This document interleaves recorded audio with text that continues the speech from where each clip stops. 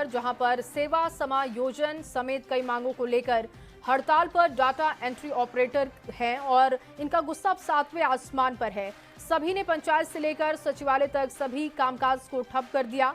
गर्दनीबाग में महाआंदोलन हो रहा है, जिसकी तस्वीरें आपके सामने हैं। देखिए, बेल्ट्रॉन से बहाल ये सभी डाटा ऑपरेटर, प्रोग्रामर, स्टोनो और आईटी बॉय का कहना है कि ये अनिश्चितकालीन हड़ताल तभी तोड़ेंगे जब हमारी मांगें पूरी होंगी। ये सभी लोग सेवा समायोजन, सेवा सुरक्षा, इसके साथ ही अपील प्रावधान, प्रमोशन की मांग पर डटे हैं। सरकार को सभी ने अल्टीमेटम दे दिया है कि अगर 48 घंटे के भीतर हमारी मांगें पूरी नहीं होती हैं तो भूख हड़ताल ये करेंगे और सड़क पर उतरने के लिए तैयार हैं।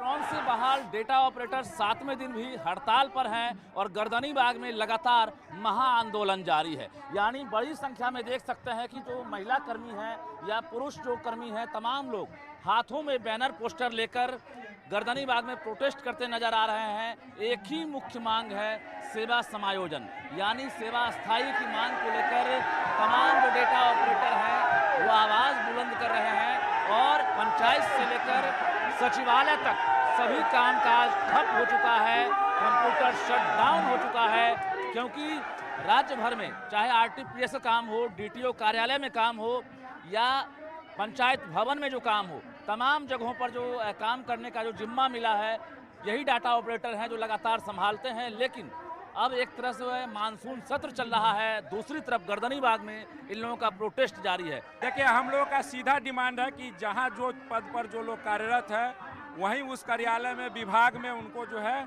समायोजन कर दिया जाए।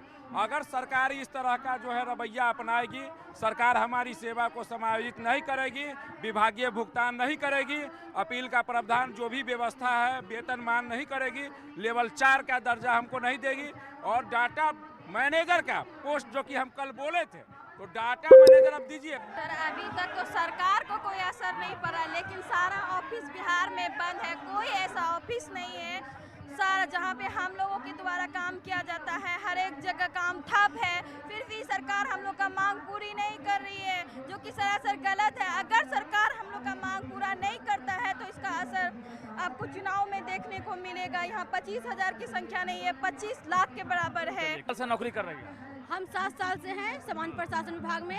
हम सरकार से सिर्फ इतना पूछना चाहते हैं कि जो इतना ऐलान करती है हम 2 लाख नौकरियां देंगे, 10 लाख नौकरियां देंगे, तो हम सरकार से इतना कहते हैं कि जो उन्हीं के यहाँ 25 साल से, 20 साल से, 5 साल से, 7 साल से जो जॉब कर रही हैं, तो पहले उनका समायोजन क्यों नहीं कर देते हैं हम। देखिए, मंत्री जी आज आए थे, विधायक जी आए थे, घोष बाबू जो जदयू से थे, और हम लोग आईटी मिनिस्टर सर से भी मुलाकात किए थे।